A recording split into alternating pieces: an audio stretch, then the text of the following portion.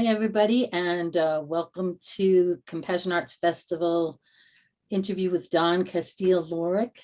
My interview with Dawn is part of our festival event, Preserving Nature's Song, which is on the 6th Trust. A little bit about Dawn Casteel Lorick. First of all, I've known her for a long time, and she's a friend of mine, so that's let you know that in advance. But she is the creator of an amazing program of work called One Kindred Paw, which you can learn about by visiting the website onekindredpaw.com, and she'll tell you more about that. But Dawn is a healing arts facilitator, a writer, an animal advocate, and an interspecies communicator. She has a long history, an in-depth history of work with animals in a variety of different ways at shelters, at sanctuaries, in direct rescue, and in animal care. And she's the creator of a truly visionary project called the Listening Project, which Compassion Arts is very excited to be hopefully presenting next year and partnering with her on doing presentations with it. So I've asked Dawn to start the program with one of her stories, because I feel that her stories really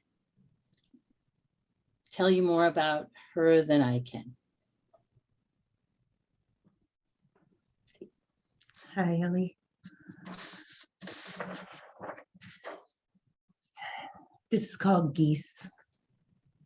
It's evening in mid-October, and I'm outside putting sliced apples on the ground for any nighttime visitors.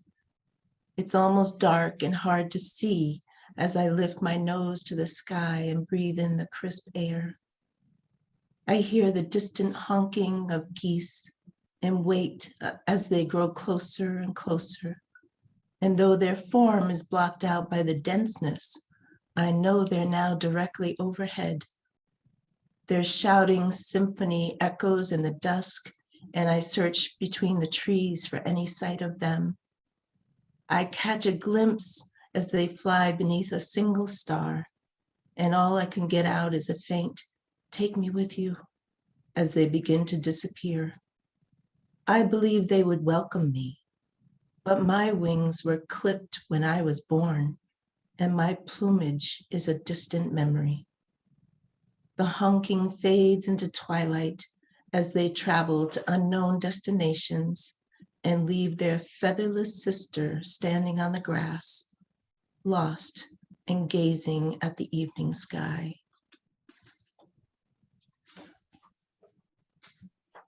Wow, that's so beautiful. Thank you. Well, this is, like I mentioned, Dawn has a series of essays and stories as part of a book that will be coming out in the future called Once Wild.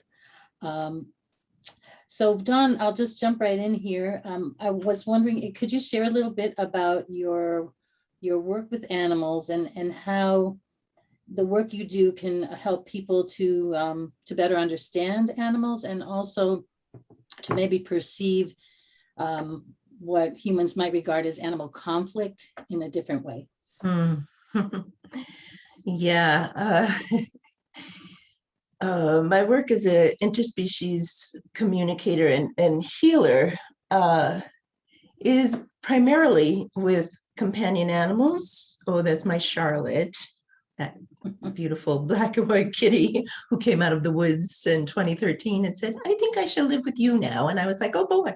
So, she's a wonderful soulmate of mine.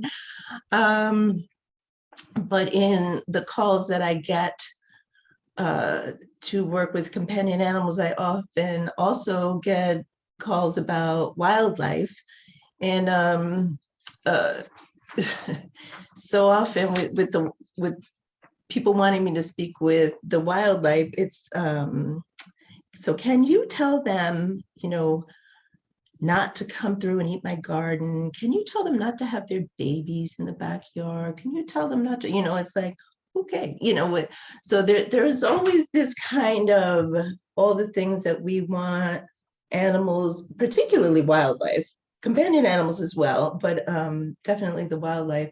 We have all these things we want them not to do, it seems, and so I try as best I can with both the companion animals and the wildlife to ask people to put themselves inside of their bodies a little bit. And so we do little walk through meditations and to let them feel what it is to be, if it's a companion animal, if it's one of their companion animals, it is that thing of saying, well, if your cat isn't using the litter box, but he's 19 years old and you keep the litter box on the second floor, let's look at the stairs leading to the second floor and see how we would feel if we were 106 and had to take those stairs to go to the bathroom. Sometimes it's very simple things. It's just having people put themselves inside the fur of a non-human animal. It's the same with wildlife. It's there. Interestingly enough, when I do speak with wildlife, which I don't really that often, because I love the fact that wildlife are their own beings apart from us. And I really like to keep that for them. But in times when there's real conflict, as you pointed out with people, that they're going to, get rid of them, or trap them and move them, or if it's a groundhog or something, that it becomes this thing again, where it's like when I've spoken with the wildlife, they, interestingly enough, they really are just looking for clear access to something that had been there before for generations, that it's in their cells to follow the meridian lines of the earth through these places that their relatives have gone for decades and decades, and so, but the wildlife are so accommodating, in my view, at least. They don't blame us for taking they're just sort of like, okay, I have to re-navigate. I have to reset myself, so I really ask people to please respect that and understand that the wildlife are already taking on so much of our burden, as it were, and to remember when that bunny comes through with her babies and is going to eat your carrots and your lettuce, to, if that's a problem for you, then make another little garden that's just for them, and say, and let them know this is yours, and this is how much I love you and how beautiful I think you are, and people have been surprised at how wildlife will accommodate, as long as we're willing to. I mean, we have to give something, like, let's give an inch, and I mean, for my way of thinking, as I'm sure of yours, I would give much more than that. But for people that are very stringent or strict about their landscaping, if I can, have them move an inch, it's, the worlds are somehow starting to merge. And yeah. I'm going to jump in on that because I think this is a great place. I don't want to interrupt. Am I interrupting? No, not at all. Okay, because everyone knows I'm an over talker. So segueing on that, like, so you're developing this project called the Listening Project. Mm-hmm. And so, maybe explain a little bit about that, because I think that really ties in well with kind of, I think, and I'll speak even for myself here, most of us don't really, we're in this world in a very disconnected way. And so anyway, I just, if you can talk a little bit about your project, the Listening Project. Sure. First, I want to say that goose that is there Oh, yeah, these are Dawn's photos. Yes, I took that photo as I was walking the reservoir, and I saw her. She was just kind of looking out at the water, and then some of her brethren began honking and flying overhead, getting ready to land in the water. And she got up and she started honking towards them, which was so beautiful to me. And so I snapped that photo of her in mid honk. And so before she went, she flew off to join them in the water. It's really Um, beautiful. yeah. So the listening project. Um, Listening, I think, for the human species is something most of us are in kind of dire need of relearning. I mean, even listening to other human beings, let alone non-human animals, right? So it's a challenge for many of us, and each year, it's like each generation, there's more distractions for us, and there's more ways to disconnect.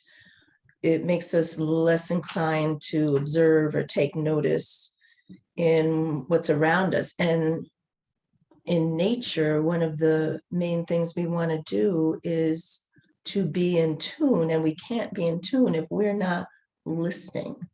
If you watch a deer walking through your yard or the woods, they'll stop periodically and their ears are moving, right? Taking in, or your cat, or, whomever you may have around you, they're in all directions, they're pausing and they're listening. And then they may run, if they're like, okay, now that sound tells me I need to go. Or they go back to grazing.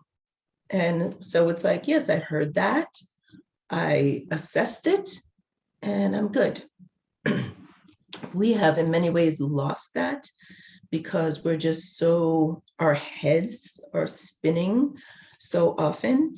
And so since all beings, the trees, the stones, streams, everything is communicating with one another and actually with us all the time. But we have just lost that ability to listen. It's really so the remember is like a remembering, right? We need to go back to being members of nature, because that's who we are. We just forgot. And so I always say anybody can do interspecies communication. We're just not listening. That's all. And so there are many things we can do. One of them is tree breathing that I ask people to do to get in touch with themselves. And that is as simple as going out to a tree that speaks to you, and put your back against the tree. And as you inhale, you imagine the tree exhaling into your inhale. So you're taking the tree into you. And then as you exhale, you're imagining the tree inhaling. And then the tree is taking you into their selves. And I've done this often in the woods. And if you can do it it really doesn't take very long. And you'll start to find an amazing array of wildlife that will come around you because you're now almost one with the tree. I've had gray fox walk right past me looking for squirrels as I've been there with the tree, and just never really noticed me because I became a part of the tree. One of my favorite ones was there was a doe walking through, and she had twin fawns. And I was doing my tree breathing, and they happened to be coming through the woods. And the two fawns, the mom stayed doing what she was doing, but the two twins did notice me. But because of being connected with the tree, they weren't afraid of me. And they immediately came down, and they were very curious. So I never moved. I had my eyes like slightly open, but I just kept doing my breathing.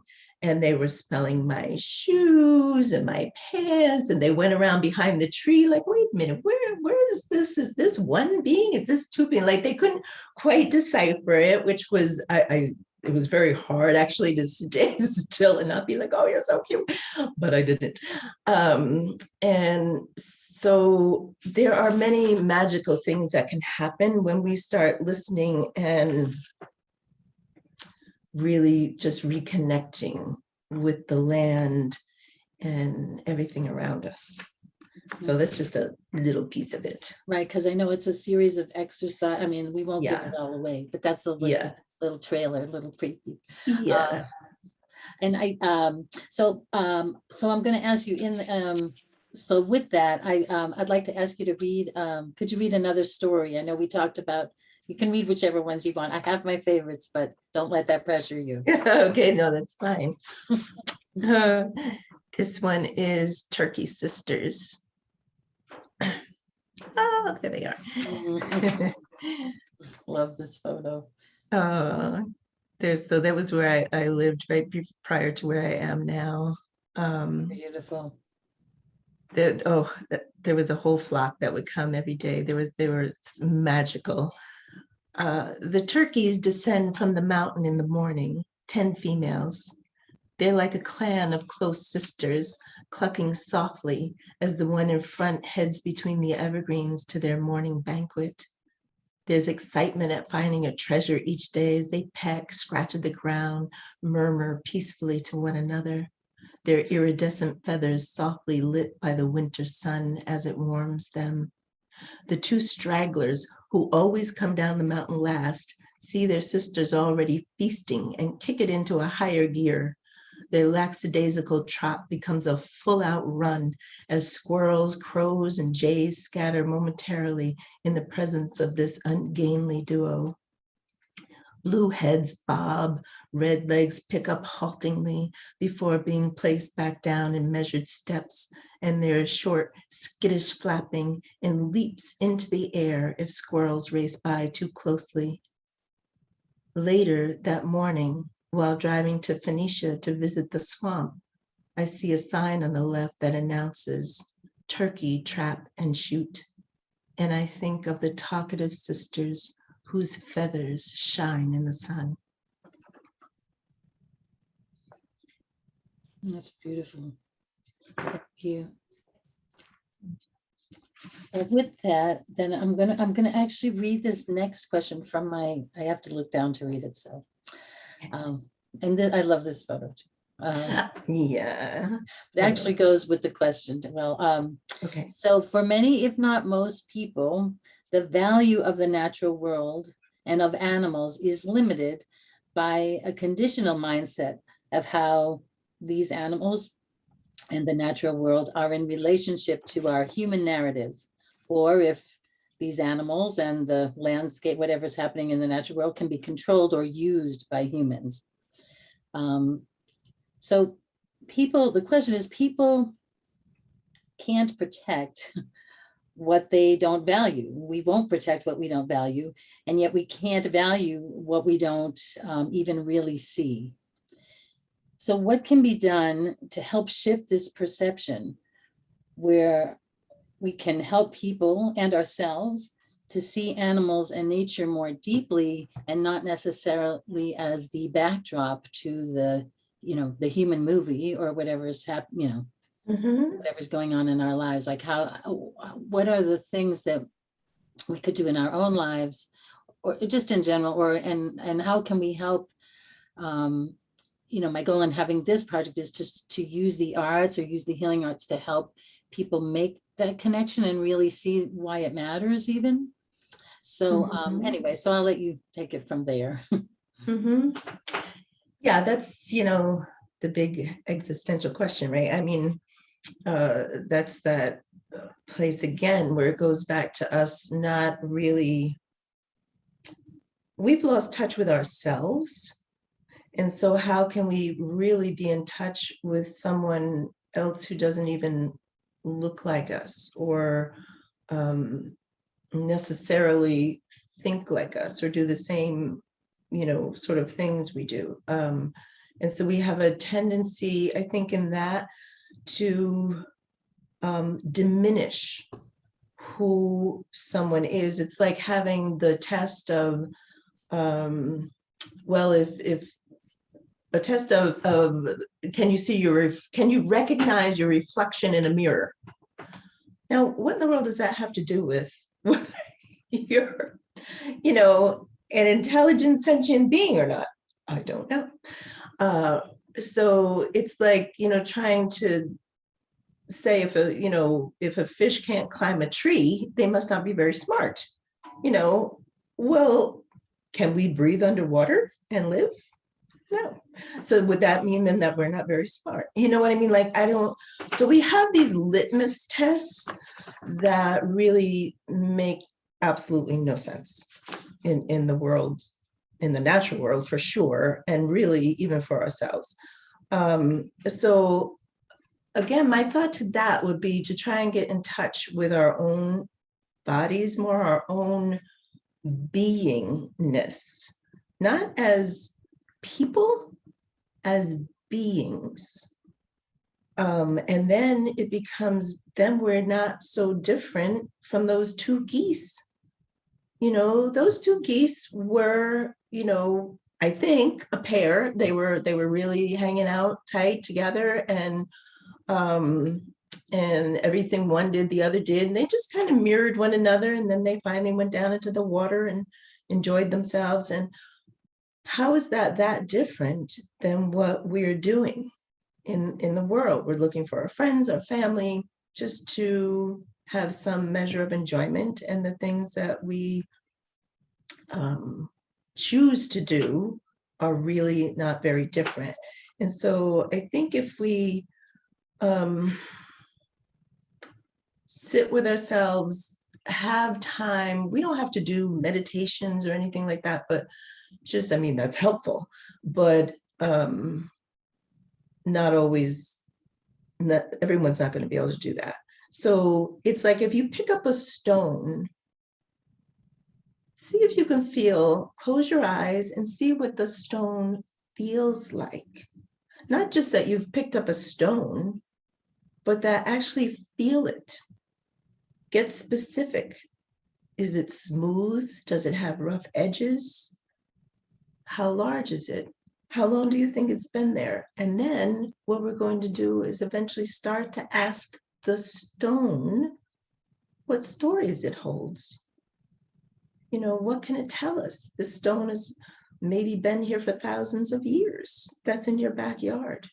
Imagine the stories that this stone holds for you. Imagine the stories that generations of raccoons who come through your yard at night, imagine the stories that they have in their bones, in their very being. And unless we can begin to look at these animals and say, I know that one. That's the one that comes up to my back porch at night, and start to recognize them as individuals and form a relationship of any kind. Again, we're not asking people to suddenly become like, I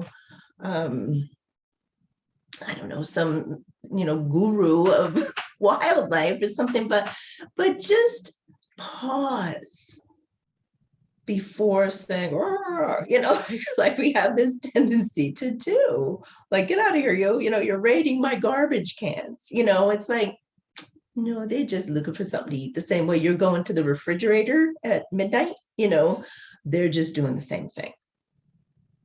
And so it is that place of, again, just stepping back and saying, let me try to expand my vision here just a little bit.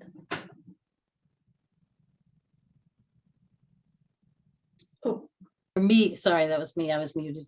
that's okay. For me, a lot of that too, with the sounds of nature, like listening at night, and Oh, yeah. and in the city, it's difficult. I know people who live in the city. Yeah. All right, I'm gonna have one more question, and then I'll ask you to close with a story. Okay. I know we're covering, I just want to let everyone know, we're really covering the tip of the iceberg. So I urge you to explore Dawn's work on her website and to look for her upcoming projects. The last question is, what are, I love that photo. Oh, I know. That was Um, I was so happy to see that guy. Just so you know, I'm not as close as it looks. You know, I You take really the respect photo. the space of wildlife. And so after I took the photos, you know, I did do the zooming. Yeah. Yeah. It's, But she definitely, her and I recognized each other and, you know, said our little silent hello. And then she went on her merry way. beautiful. So what are some of the what are some small things that each of us can do to help protect wildlife and animals' environment? Okay, so there are so many things we can do. So I'll just try to, you know, go quickly through some of these. One is light pollution, which is a major problem. So and I know a lot of, I mean, of course it happens with stores and buildings and stuff like that, and there's not a lot personally we can do about that, but we can turn off our own outside lights at night, which I know a lot of people leave their outside lights on all night long. And you know, every year we are losing so many birds who, that's mostly from lights on buildings. We're losing insects, like millions of animals from light pollution. Their bats will actually change flight routes between roosting and feeding sites to avoid this, to avoid the light. It confuses sea turtle hatchlings. There's amphibians will actually stop calling to one another with too much light on a body of water. So light is a big problem. And if we can, you know, try to really cut down on that, that would be wonderful. Stop using poisons. So when if we weren't happy because there are mice or something, rather than, well, there are many things we can do. We can, at any rate, I'm not going to go down this whole road. We need to stop using poisons because not only does it kill the mice, but anyone who eats the mice, the owls, the hawk, the neighborhood cat, they all will ingest that poison as well. And so that is a real problem. You can plant a pollinator garden. Try to use native shrubs, flowers to attract bees and dragonflies and butterflies, ladybugs, hummingbirds. There's large windows are a big problem for birds. They crash into windows a lot. So putting decals, streamers, things on those windows to try and cut down on that. We need to slow down when driving, especially on country roads, but really any place, because so many animals are killed by cars every year. Millions are killed by cars every year. And this is a personal one with me because I have for many years been removing roadkill. For, I don't know, like 40 years, I've been taking animals that have died off of roads and placing them on the side, one, so they can not be lying there and have their body constantly, you know, even though they're out of their body, but to have that that assault of cars driving over you, or you know, and it also gives then vultures, crows, whomever is going to come for the body, it gives them a safer way to do that. Selfies, please, with the selfies and wildlife. I can't stand it. It's like, no. Seeing this happen, it's quite horrendous. I saw it with a baby seal, and rather than people being concerned about the seal, everyone was taking the opportunity to be clicking, selfies with this poor little seal that just who had gotten separated from mom. So yeah, those are some of the things we can do to just be more mindful. Right, and to not be, and to think of them, I guess it's hard, it's a pathway for, seeing and other animals as living beings with their own, their own narratives. That's right. And when people, I hear this a lot, I'm sure you've heard it, everybody's heard it, oh, the dumb deer or something that go across the road. It's like, no, this road used to be a forest, where they are just following, again, those lines that their ancestors, went through for generations and generations. And now there's a paved road there with these monstrous vehicles. Why would they know what vehicles were? That's not in that cellular memory, at least not yet. And I mean, for some, it probably is. I mean, I do see some deer that actually kind of are more cautious crossing the road, but I don't think we should be expecting wild animals to adjust to our way of driving. We should be adjusting, knowing that guys are going to be running out in the road. And yes, sometimes, oh, they change direction in the middle of the road. Why do they do that? It's like, because one of the things is we're putting pressure on them with a car. And so they see something coming towards them and they get there and they're sort of like, this way, no, this way, no, this way. It's like, just stop. It's only going to take a moment out of your day to stop and let them make up their mind, and then they go. And then they're like, oh, good, everybody's safe and sound. These things are really not that hard. We make everything feel like, oh, it's the end of the world that I have to make these little adjustments. It's not. It's not all about us. They already give up so much. They give up everything for us. We've just moved right into their territory, and then we don't want to have to deal with any of it. We just want to be these,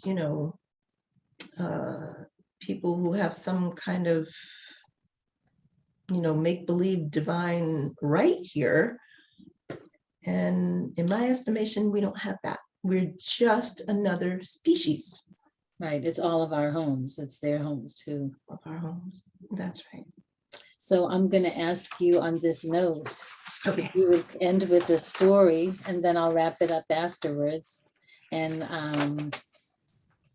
beautiful photo, another wonderful photo. Oh, the heron. I love her. So this is, I'm going to let you do your final story. And again, all these stories are part of an upcoming book called Once Wild. And there's many, many, many more stories, but these are just a few. Dawn is going to close with the story, and then I'll sign off. I'm making a last minute change. No problem. Thank you. I knew this would happen. This is called Young Coyote. She lies on the center line of Route 28, heading west to Phoenicia. I pull over, put my flashers on, grab my gloves from behind the seat, and as I walk back, I'm glancing at the body and see that it looks like she was moving from south to north toward the river. Once there's a lull in either direction, I walk to the center of the road and survey her a bit. She looks young, her legs rust-colored, her tail, back, and muzzle have flecks of black peppered through the tawny tan, but her face, oh, her face is wild like the mountains. Coyote pup. To the north are railroad tracks and the rushing Esopus, and I wonder if her pack is nearby. Usually I attempt to place animals in the direction they were heading, but I don't want her next to the train tracks. So I cradle her limp body in my arms, still warm and live, and walk to the south side of the road. Once there, we ease down a bit further where the land slopes so she can lie undetected in the weeds before they slip into forest. I want her unseen by passerby, as death is an exquisite and private thing. I sit next to her and begin to rearrange her crooked form, her hindquarters red with blood, her chest smeared, her left eye bulged while the right is closed and sleeping, her mouth pulled back in a grimace. I'm wearing my gloves, but her fur is sticking to them, and suddenly I cannot wear them any longer, so slip them off and toss them into the grass. I slide my hand over her young, sleek fur, mottled in blood, her beautiful wild body, crickets already leaping onto her. I stroke her ears, her back, fuss over her like a doting mom, and I want to lie down next to her, hold her close, all the while becoming invisible. I, who am so awkward in human conversation and ensconced in this pale, furless skin, feel completely at ease in this den of sacred passage. When the moon appears tonight and her clan comes to reclaim their fallen daughter, the hand of compassion will have touched her. It's so hard to leave now, but her wild soul is speaking, and there is movement in the mountains.